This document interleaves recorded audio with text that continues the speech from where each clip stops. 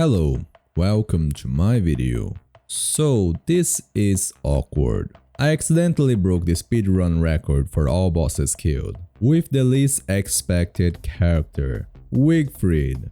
The initial idea behind this video was to show that Wigfrid is an extremely strong and underrated character. She is known to be a character for noobs, since her entire kit is about passive buffs and tanking. But you can take her abilities to a whole new level if you just try. To prove it, I came up with an extreme challenge composed by 4 main rules. Rule number 1. I can't heal. This will not be the usual Wigfrid tank bosses chugging pierogies. I cannot heal from crockpot dishes, not from spider glands, healing salves, or even jelly beans. And I can't cheat using a bat's bats. That would be too easy and against the whole challenge. My only methods of healing are her passive and her song. Rule number 2. Well, since I can't use crockpot healing dishes, I guess I should cancel the entire crockpot thing. I can only eat raw and cooked meats, no meatballs, no meaty stew. Rule number 3. I can't cheese bosses. I usually don't cheese bosses, but I had to create this rule for the 2 bosses that I think it's okay to do so, Ancient Guardian and Dragonfly. I wouldn't be proving anything by holding F against Ancient Guardian or using walls against Dragonfly. And rule number 4, the final and most simple rule that goes against the beliefs of every Wigfrid main. I can't heavy tank. Some bosses can easily be killed by just holding F while wearing marble suits. Once again, besides going against the challenge, I would be proving nothing by doing that. Then, heavy tanking is forbidden. And the goal is quite simple. Kill all bosses that drops a figure sketch in the shortest amount of time. The only 2 mods I have active are Geometric Placement and Snap and Tails. And the ward settings were changed to turn off Winter's Feast events and set starting resources to Classic. So let's jump right into it. The plans for the first season are simple: kill Dragonfly, Eye of Cthulhu, rush the ruins, kill Ancient Guardian, and return to place the marble pieces to kill them at day 21. In a perfect run, Bee Queen would have been killed in autumn, but I didn't get super lucky, as we'll see. So let's talk about Dragonfly. For this fight, I'll be needing the most important item in the entire run, the hard trending ballad. When active, this song heals Wigfrid by 0.5 health per hit dealt, and it stacks with her passive. Without this song, this run is simply not doable. But to make this song, I need a life-giving amulet, and there are 2 ways to obtain one. Number 1, I can dig up a grave and get lucky. Number 2, I can dig up a grave, get a red gem, and make one myself. Yeah, there's not a lot of realistic alternatives for this one. So defiling graves, here we go. By starting on the mosaic biome, it's easy to assume it would be easy to get this gem, right? Just dig up the several graves there and that will give me at least 1 red gem guaranteed, right? Well, say that to the 5 blue gems I got.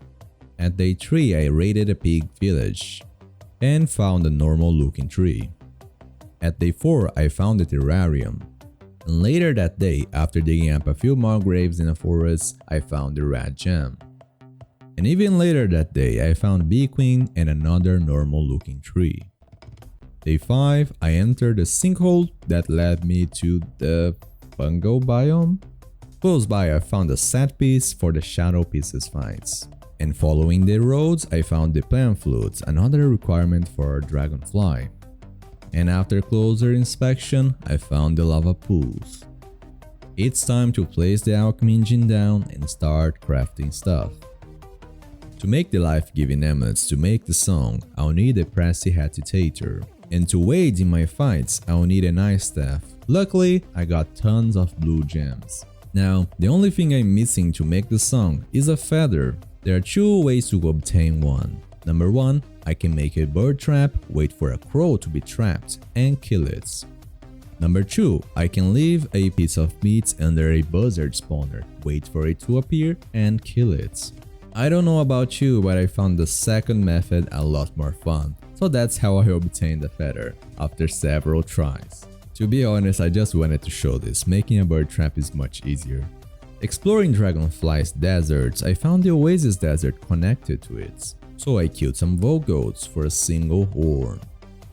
So at day 7 at night, I decided to fight EOC. The earlier I kill this thing, the better. It takes 15 days for it to respawn, so it's a nice idea to kill it early and have the twins fight whenever I please during winter. By the way, I will not be using the eye mask during this run because Wigfrid's battle helmets are super cheap and better, since they have more durability. But I did an oopsie here. My Hambat was not fresh, so I wasn't able to kill it in one night. And since I'm super dumb, I went to fight Dragonfly straight after that with the same Hambats. I realized the difference the moment the first Levi spawns. If you make a fresh Hambat just before the fight, it will take 7 hits to kill Levi's for the whole fight. But with my slightly spoiled Hambats, it was taking 8 hits, which required me to use a few more ice staffs and painful charges that I should have. I considered returning to my base just to make a new Hambat, but so early in runs like this, I'm like, this is not even that good of a start. If I fail, I'll just restart.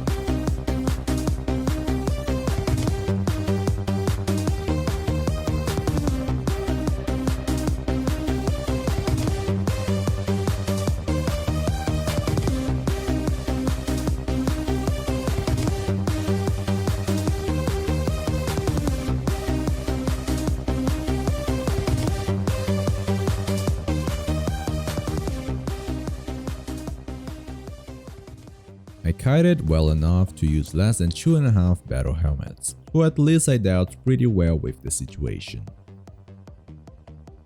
Came back home for a hound wave. Don't worry, I'm not cancelling them on this run. And at day 9 I quickly finished EOC and went to the caves to find the ruins.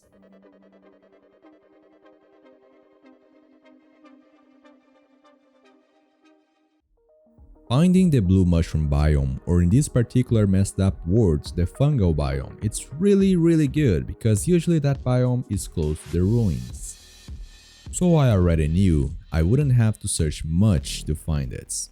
And within 5 minutes, I entered the ruins. My goals for the ruins are really straightforward. I will make a Star Caller, a Tulicite Club, and a Magiluminescence to kill Ancient Guardian. But I'll also be crafting a second Star Caller, a Deconstruction Staff, 2 Construction Amulets, and a Medallion. This Medallion is a requirement for one of Wigfrid's Sanity songs. I got good RNG with the Ruin Generation, having the station and the maze in the same branch. Also got a room full of statues and managed to get all the extra gems I needed.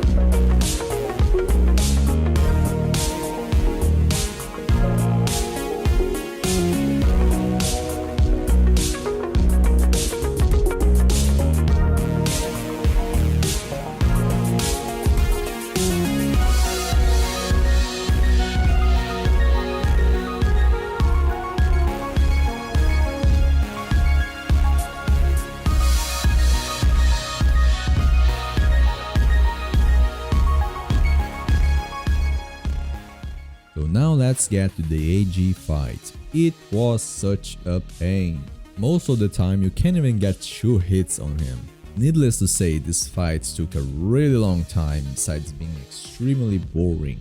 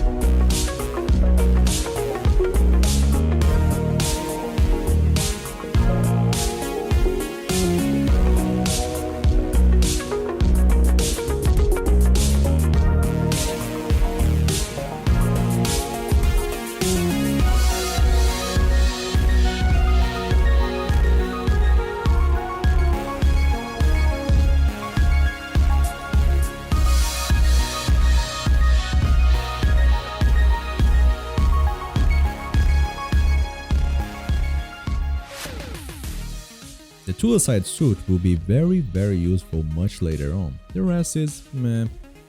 I wasted around 4 days in the ruins to craft every single thing I needed to kill Ancient Guardian and to get a bunch of gems and frazzled wires. This was amazing progress. Back home, my goal was to assemble the marble pieces, but I haven't found a single one yet. In this world, besides the set piece and the 3 pieces to attach on it, there was only 1 extra rook set piece, meaning there would be only 1 extra rook nose in the world. No extra pieces to make my job easier. So it took me 4 entire days to find and assemble the pieces. I basically cleared the entire map to find them. That was messed up game. I collected the mandrakes and I got to kill some nightmare creatures on my way, which was pretty nice. Staying insane as Wigfrid is really hard. She's constantly getting her sanity back while fighting, so farming for nightmare fuel was a never-ending battle. But winter is finally here. The first MacTusk gave me 1 tusk and 1 tam. There was a little bit of a situation here and I accidentally attacked my beefalo because for whatever reason you have to force attack tall birds. So I had to put it down. And I killed the second MacTusk for a 2nd tusk and a 2nd tam. I guess I'm done with those guys. And I quickly went back home to kill the shadow pieces that night. Not much to be said about this fight, at least I got good RNG having a roads by the set piece.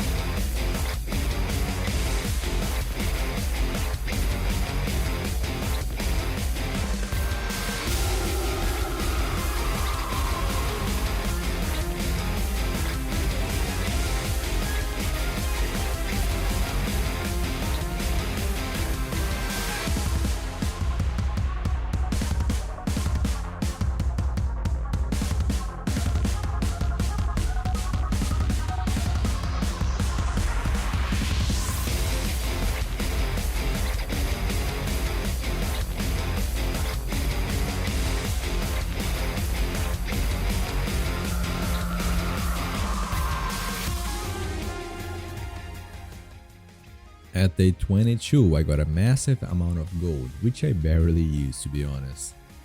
Later, I found the deers. Wasn't even looking for them yet, so that's a welcome surprise. And I'm chopping down trees to get a tree guard for living logs and collecting the pine cones because I'll use Deerclops to farm me some logs, as we'll see. Found another living tree. And I killed more Volt goats, and I didn't get a single horn. And at day 24, at night, I planted a line of pine cones. It's day 25 and I decided to look for Klaus sack, and later that night I found it in the mosaic biome. So there was a really nice surprise during this fight. Let's see.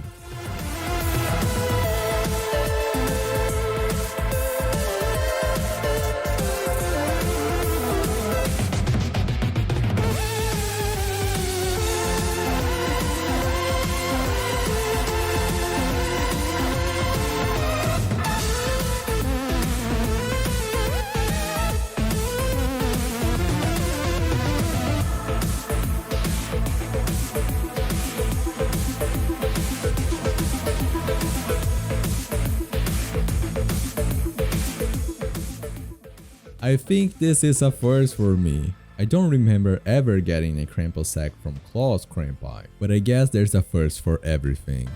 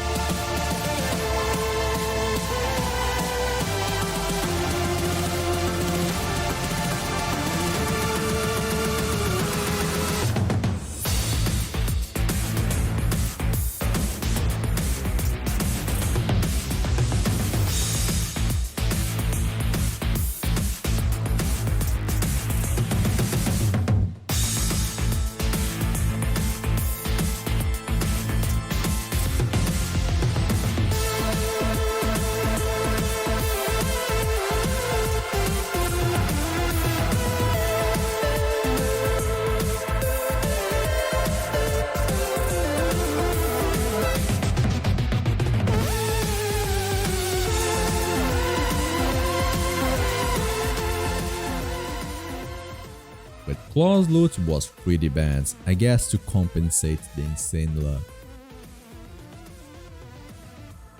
At day 27, I destroyed all the pig houses at Pigkin, and shortly after I started working on my moon altar setup. It only takes 5 minutes to set up something like this, and you can use it forever. At day 28 at night, I decided to fight the Twins of Terror. I had the impression that the green eye was dashing a lot more than usual, which made the fight a little longer than it needed to be.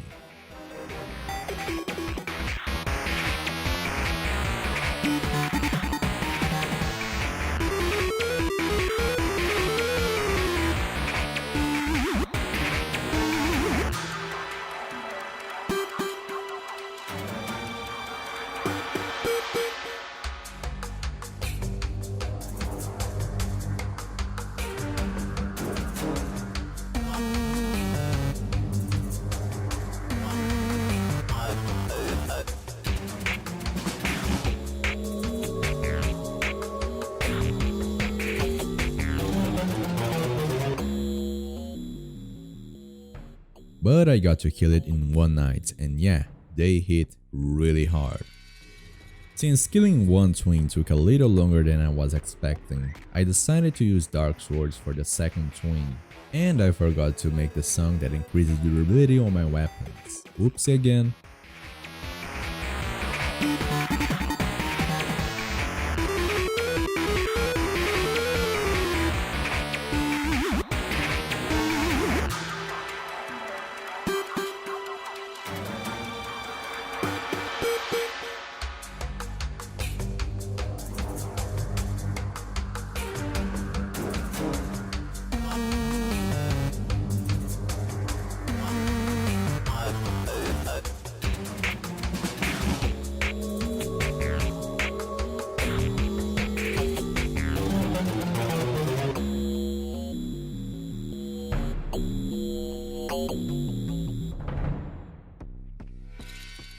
Even with Dark Swords, I still didn't get to finish that fight in one night, but it was just a few hits away to be killed.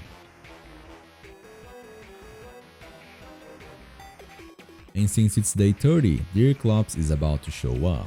Unlike Bearger with his massive hitbox, Deerclops has a very tiny one, but you can still use her to destroy a single line of trees, which is the best method to obtain wood early. Shout out to Soros for this strategy. He uses it on his all bosses speedrun and I 100% stole it from him. With the line of trees destroyed, I quickly destroyed Deerclops.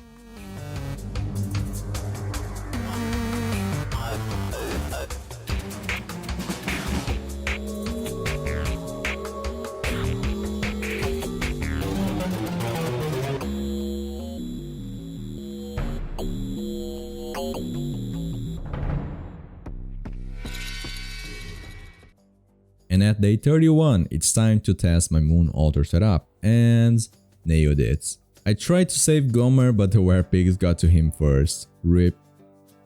There's only one thing left to do in winter, Bee Queen. At this point, Bee Queen is really overdue, so I have to kill her before winter ends. I quickly destroyed a few spider dams to gather some silk. I might have farmed a tiny bit more silk than I had to, and I farmed goats again for no horns.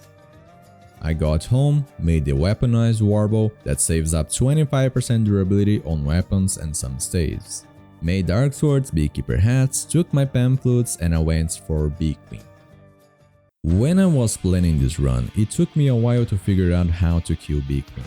She's a boss that you have to tank a fair amount, and with my no healing rule, I had to strategize. That's what I thought, until I realized she's spawning walking pierogies. I can just heal by killing grumblebees. So that's the strategy, to fully heal myself before she gets to the third phase, which is enough for the rest of the fights.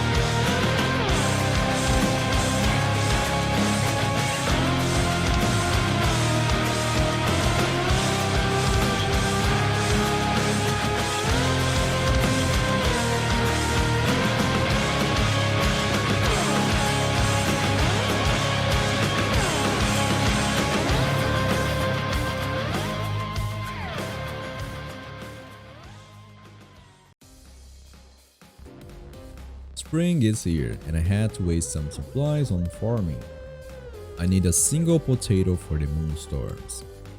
I spent a few days gathering the logs Deerclops farms, I was low on grass so I had to get some as well, and I made all of the boat equipment. I wanted to complete Pearl's tasks and just leave the cactus flower and flower salads tasks for summer. At day 38, I finally got one more Vote Goat horn.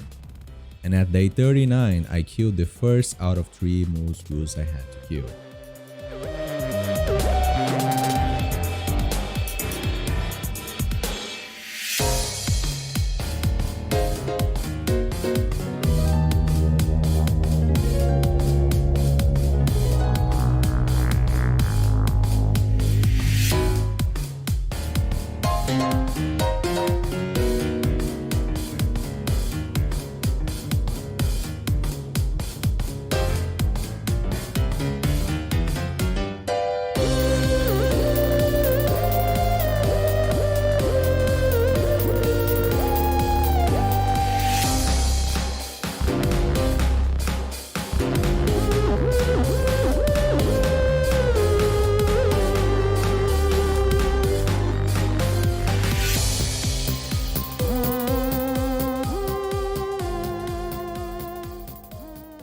Unfortunately, I got super unlucky with lightnings, some feathers burned.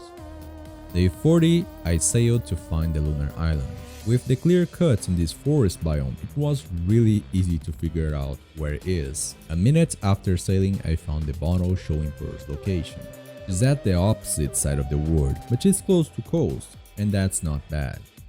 In the Lunar Islands, I freed the altar pieces and I did the one thing I actually had to do there, to grab Lunar Moth wings for her sanity song, Clear-Minded Cadenza. This song is really OP to restore sanity. It's 1 sanity gain per hit landed. It will be absolutely needed for 2 specific fights in the future.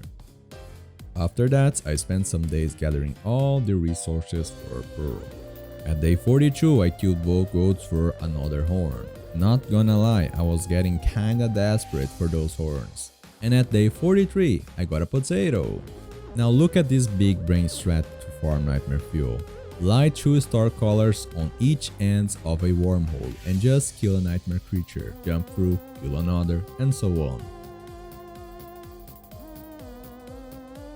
At day 44, I sailed to Pearl and I found a salt formation really close by, and it was massive. I got all 10 shells within a few minutes and I was amazed from this. Incredible amount of time saved here. Unfortunately, it stopped raining so I couldn't give Pearl the umbrella, but I completed every other task that I could.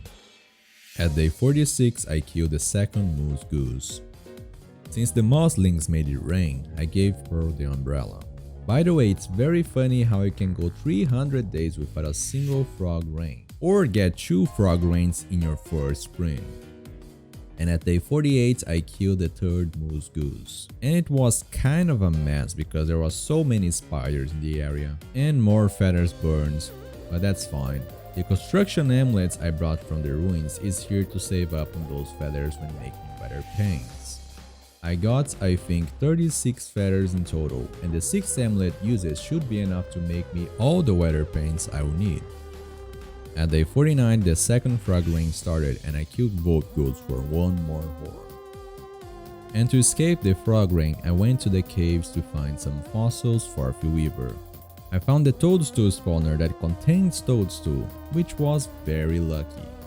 And later that day, I found this Spooder biome and didn't take me long to get the fossils.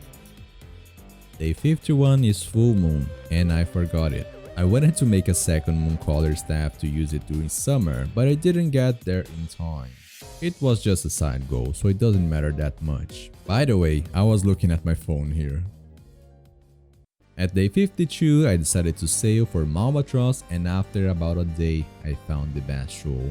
The moment I found that Bass Shoal, this run turned from a normal boss rush to a speed run. By finding that Bass Shoal so quickly, I instantly realized the potential for an excellent time.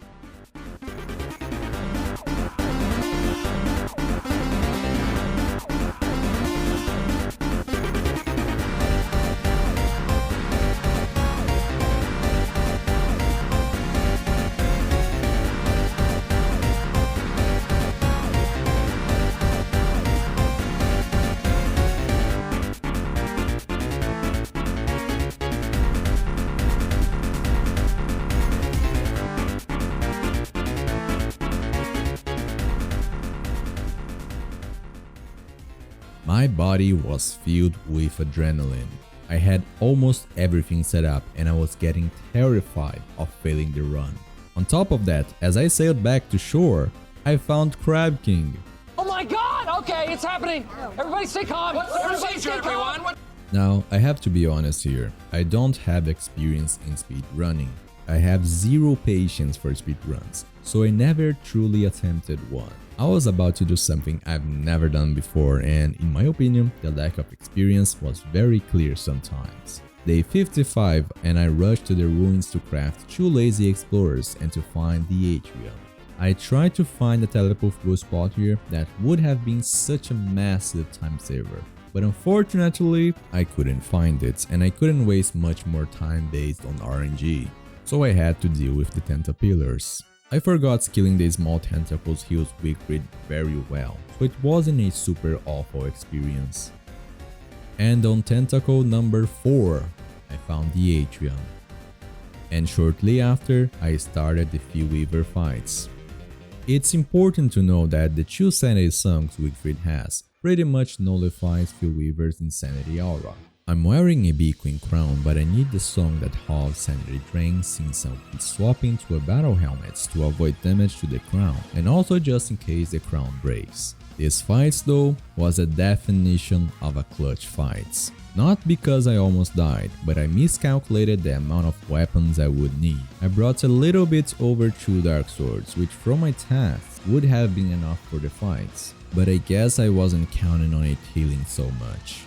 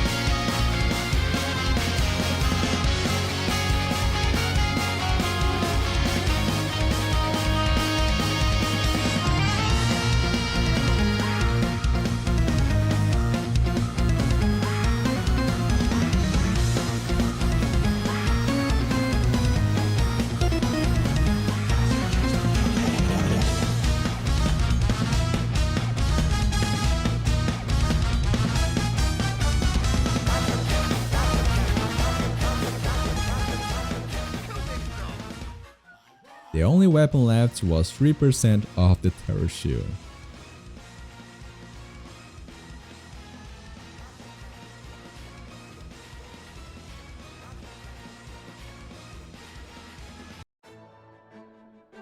It's day 61 and I picked Cactus Flower as I was making my way to Antlion. And I realized I forgot my healing song. Antlion is weird. You either have a really good or a really bad fight, and the spikes can really hurt, so I'm not taking any chances.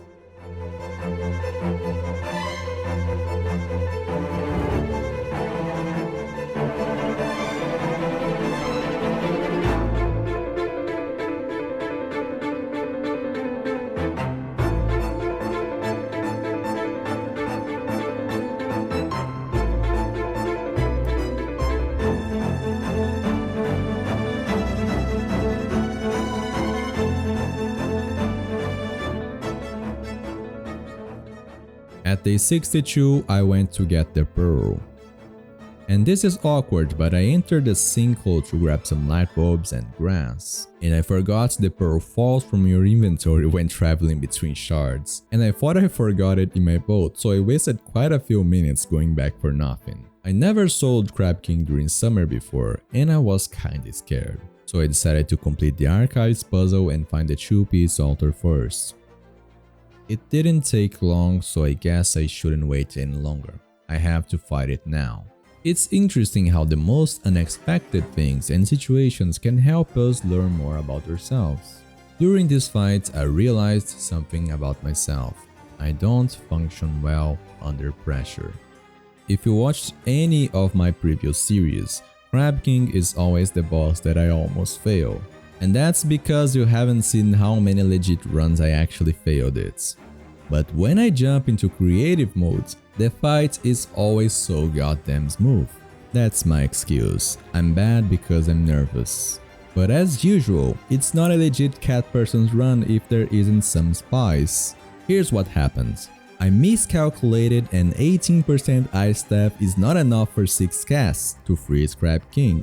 And needless to say, it was a very clutch fight. Out of panic, I started patching up the holes and I quickly realized I wouldn't have enough bolt patches for the whole fights. So I decided to leave some holes and patch them when the bolt is already low durability, since patching holes also restores it. And just another side note, fighting Crab King during summer is weird. The world temperature is trying to rise your character's temperature while Crab King's freezing wave is putting it below 0. I ended up using a tam and then removing it during the fights, but to be honest I couldn't figure out if a tam, a buffalo hat or no hat at all was the right play.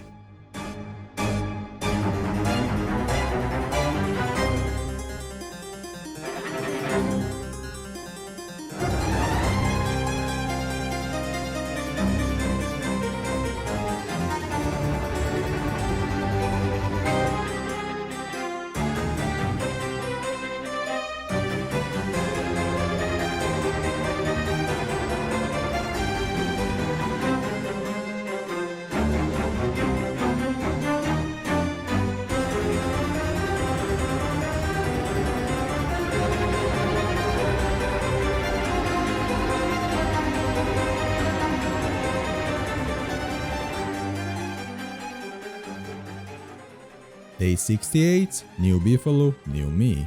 I quickly took all the altar pieces and assembled them to start the Moonstorm in the last day of summer. I had to kill the Buffalo once again to survive. I kinda took a big risk here. I went to the Lunar Islands without any way to cool myself down. Luckily, overheating during the last day of summer is manageable. I lost a bunch of HP, had to kill some salamanders and to feast on buffalo meats, but I got home alive. Time for the Moonstorms. I only showed the first potato I got, but I had a few more. So I made a bunch of hats just so I won't worry about charging them or losing the hats and having no hats at all to complete these events. And there isn't much to be said here. The event is easy, it's just a little annoying because it's impossible to be insane with Wigfrid while killing the birds. So there's the extra step of dodging the Gastodes, but that's not that hard either. Day 75 is here and I finally started the Celestial Champion fights. Once again, keeping Wigfrid insane is kind of impossible, so I had to use the Bone Helm during the whole fights.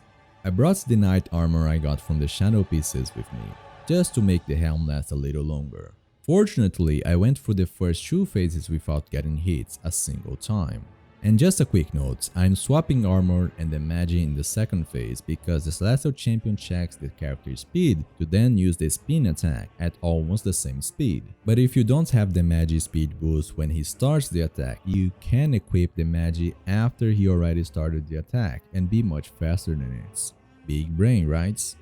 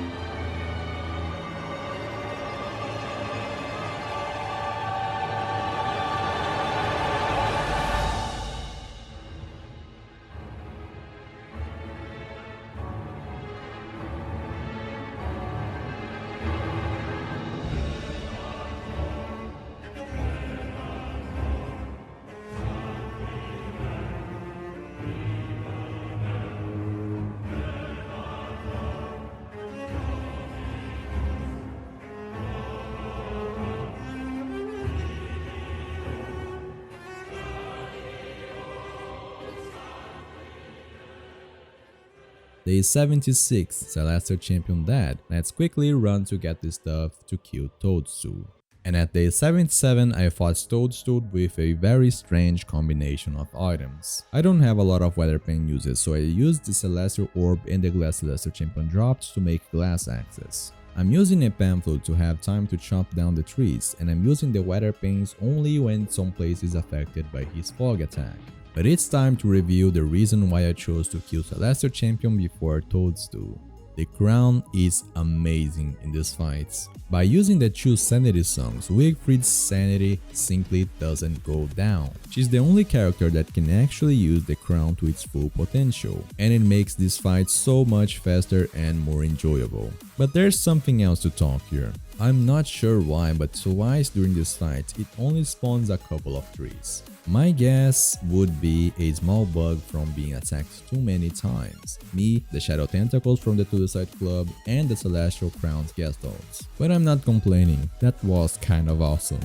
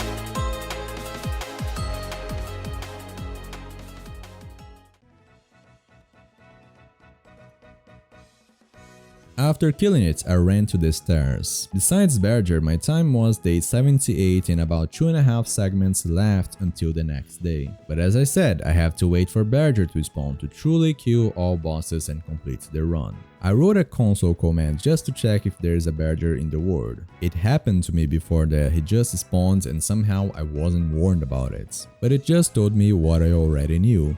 0 Beargers in the world. So I just had to wait and waits and waits.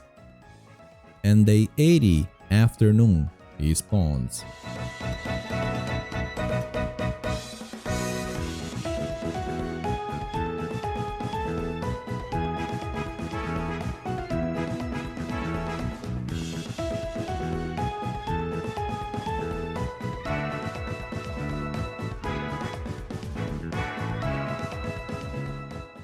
And boom. That's world record, 80 days and 10 segments.